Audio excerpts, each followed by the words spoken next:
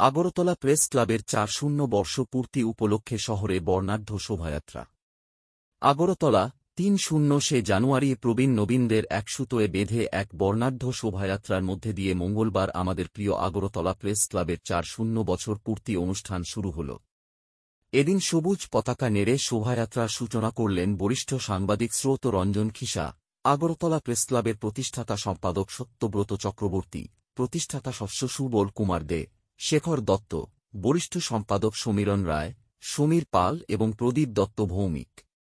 ছিলেন প্রতিষ্ঠাতা সদস্য সঞ্জীব দেব, অরুণ নাথ, ফুলন ভট্টাচার্য, আগরতলা প্রেসক্লাবের সভাপতি জয়ন্ত ভট্টাচার্য, পরিচালন কমিটির সদস্য সহ সম্পাদক, সাংবাদিক, চিত্র সাংবাদিক, পত্রিকা বিক্রেতা ও সংবাদ মাধ্যমের কর্মীরা। সংবাদ জগতের সকল অংশের মানুষের অংশগ্রহণের মধ্যে দিয়ে গোটা অনুষ্ঠানটি মিলন উৎসবের চেহারা নিয়েছে। ৪০ বছর পূর্তি উপলক্ষে উত্তরীয় পরিয়ে সকলকেই স্বাগত জানানো হয়েছে আগরতলা প্রেস ক্লাবের তরফে। এদিন সকাল ১:৩০ আগরতলা প্রেস ক্লাবের সামনে থেকে শুরু হয়ে Ujjayanta Prasad, Kaman Chowmuhani, post office Chowmuhani, RMS Chowmuhani, orient Chowmuhani হয়ে রবীন্দ্র ভবনে শেষ হয় শোভাযাত্রা। গোটা রাজপথেই রবীন্দ্রসঙ্গীতের সুরে গলা মিলিয়েছেন অনেকেই, তেমনি বাউল সঙ্গীতের সঙ্গেও নাচে মেতেছেন।